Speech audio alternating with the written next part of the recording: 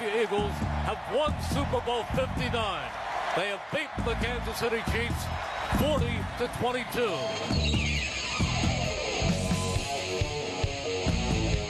Henry along the left hash, inside the 5, breaking tackles to the end zone. Touchdown, Ravens. James Cook is going 46 yards for the touchdown. The Cook is in the kitchen again. This is a free play. He throws a deep ball for Chase in the end zone. Yeah. Jamar's got it. Touchdown! Steps his foot. Has Samaje Perine. Rushes out to the right-hand side. Has a man that throws the interception at the 39-yard line. Returning out to numbers 25, 20. The machine down to the 10. Down to the 5. Touchdown, Eagles!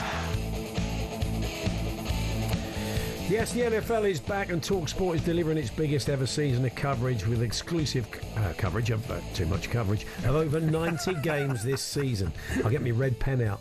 It all gets underway tonight on talkSPORT as the reigning Super Bowl champions Philadelphia Eagles face their bitter rivals, the Dallas Cowboys, in the season opener. John Will Gavin straight after the sports bar was an exclusive interview from both camps and full live commentary from the USA. Then over the weekend, talkSPORT 2 will have another 5 games from the opening week of the season.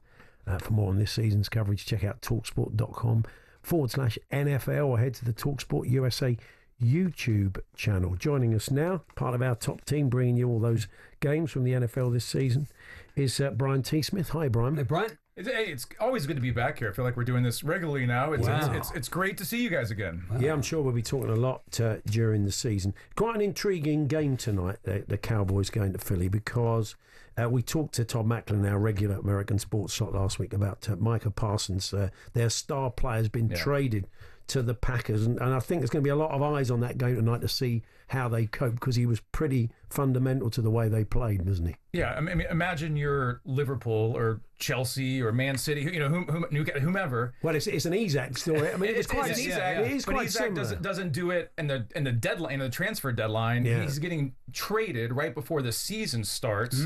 Massive story in the NFL. Will the player have any say in that at all, or just be told? Him and his agent were angling for it. They forced their way out, but also they called the Cowboys bluff, but also the Dallas Cowboys created this situation. There's a whole Netflix documentary on this. Of course, we have all this covered at talksport.com. It actually made the Isaac thing look simple. Yeah. Look normal, because this has been going on for years with the Dallas Cowboys. So the NFL returns in Philly, Super Bowl champions on the Eagles, against the Eagles, and just so many storylines. And then the next game is the Kansas City Chiefs and Patrick Mahomes in Brazil. Yeah. So just so much going on. And for me, being someone who lived in America for 40 plus years, working at talkSPORT, living in London the last 2 years, I've had 2 back-to-back holidays, because you have the start of the Premier League season, 3 holidays, then the transfer deadline, and then the start of the NFL season. It just doesn't end over here.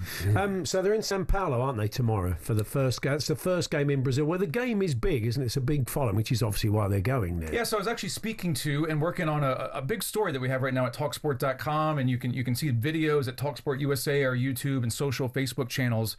But the NFL is pushing for an 18th regular season game, and I know if you're in a cab right now, or you follow the Championship Premier League, it doesn't sound that big. Yeah. The NFL forever had 16 games. They went to 17. 18 will be the big one, though, and everything that I'm hearing, and this is reported in the story, is that it is only a matter of time. The reason that is so important is because, as you just mentioned, the Chiefs are opening tonight in Brazil. It's the second year that they've been in Brazil. When I spoke to one of the top NFL executives, he said that they have 36 million fans in Brazil. Yeah. But the ultimate plan for the NFL is to get the 18th game approved, but that game will become an international game. And so the NFL will do the exact opposite, love it or hate it, of what the Premier League has done, to where the Premier League supporters would go insane if you started having your regular season matches, not just preseason, in America. Yeah. The NFL is willing to do it, wants to do it, and it sounds like if this continues to move forward, that they will get this greenlit in the next 3 to 4 years, maybe even sooner, to where every team, all 32 teams, are playing an international game, either being the home team or the away team. That would be the biggest thing that has happened to the NFL in decades. Well, when it was floated as an idea in the Premier League, there was a lot of pushback, but once the NFL do it, you'll probably find the Premier League will revisit the hardest thing. Any more American owners in the Premier League? Well, we hear about the Americanization of English football, right? Yeah. we've talked about, the owners and Brady and all these things. The hardest thing about it, and I fully get it, honestly, I am a Premier League fan, I'm a huge Premier League fan. I'm not going to mention the team I support. Oh, okay. But if I'm a supporter, if I'm, championship, if I'm living in a small town, if I'm in a big city, it doesn't matter. Over my dead body, am I giving up a home game? Because having been to 50, 100 matches now, I know, it's obvious how important it is to have it in your stadium. America's different. We all know that. In the end, money talks and money moves everything. And the NFL is a league that made $23 billion last year, almost tripled the revenue of the Premier League. And so in America, with sports fans, with NFL fans, with owners, they recognize that they've saturated the United States of America. They really can't get any bigger in the U.S. You can get bigger overseas, and they plan to have an overseas game. And it won't just be the Jaguars at Wembley. It'll be the 49ers. It'll be the Packers. Any team that you follow, you can go watch them once a year. In Spain and Germany and Australia. Australia's on the calendar already for next year. I wonder if, look, we've talked about this a lot. The idea of a franchise being based outside the USA. I mean, Jacksonville with its links to London, sure, and with Fulham. That's when he tried to buy Wembley, didn't he? Yeah, the owner of that was a huge deal, and that was before big swing as well, wasn't it? Yeah. That's where it really did swing. It was interesting because I was just a couple of weeks ago. I was meeting with Mark Lamping, who is the team president of the Jacksonville Jaguars, at a hotel kind of restaurant area in Mayfair, and had a long conversation with him.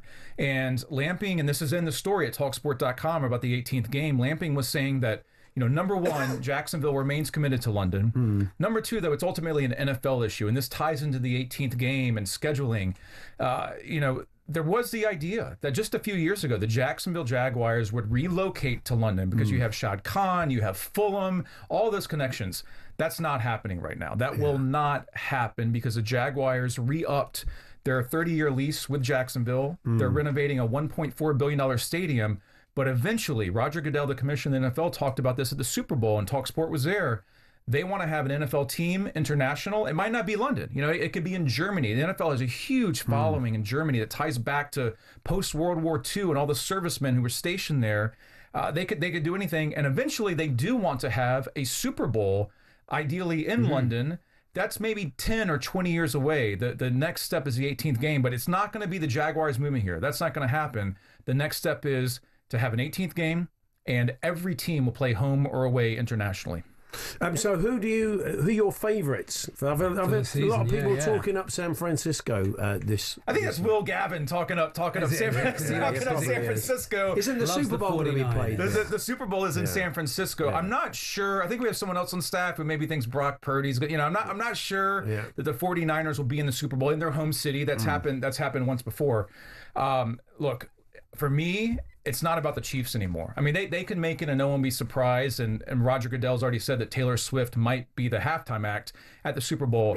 I look at Lamar Jackson. I look at the quarterback who on numbers alone would have won the MVP. He's won it twice before. He is in his prime. He's called Action Jackson for a reason. He is a dual threat runner and passer. I look at Baltimore, and then the team that won it last year, and talkSPORT was there in New Orleans.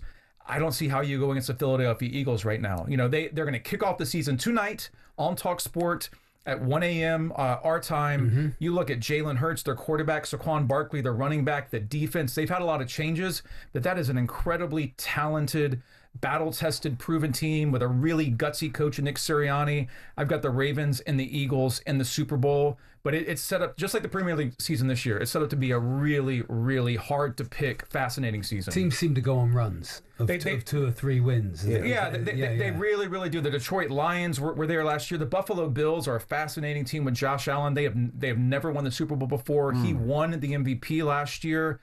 New York sport. Tell me about New York sport in America, because I'm a huge Knicks fan, as Paul knows. Absolutely. I have some bad news for you. I know the Jets and the Giants never win anything. The Knicks never win anything. Why does New York sport do so badly? It's interesting because the Jets have been historically one of the most poorly run teams in the NFL in the last 10 or 20 years. The New York Giants had huge success, as you know, with Eli Manning and beating Tom Brady in the Super Bowl. But lately, they have huge quarterback issues. A sign of hope for the New York Giants. Jackson Dart, first-round pick out of Mississippi. He does the eye black. He's one of the kind of the crazy modern kids. I've talked to people We've had this up at talkSPORT.com. I expect Jackson Dart to be the starting quarterback as a rookie for the New York Giants week 3 or week 4. That is your hope. But the Jets won't be any good, and they're playing in London. The Giants overall won't be any good. I feel bad for New York fans. I mean, the Knicks were good last year until you got to the playoffs, and then they fired their coach. New York teams in the NFL right now are really, really underperforming. Okay. And we never got around to talking about the rookies. We'll do that next time. Great. Because there's some interesting stories there. Good to see you, Brian. Thanks very much. Brian. Thanks very much for having me on. I appreciate it. 1 a.m. then, it's Cowboys versus the Eagles tonight. That one live. And as we said, we're going to bring you over 90 games this season. talksport.com/NFL and on the TalkSport USA YouTube channel. Paul Hawksbee and Andy Jacobs, Monday to Friday afternoons 1 till 4 on AM, on DAB, via the TalkSport app and on your smart speaker. TalkSport.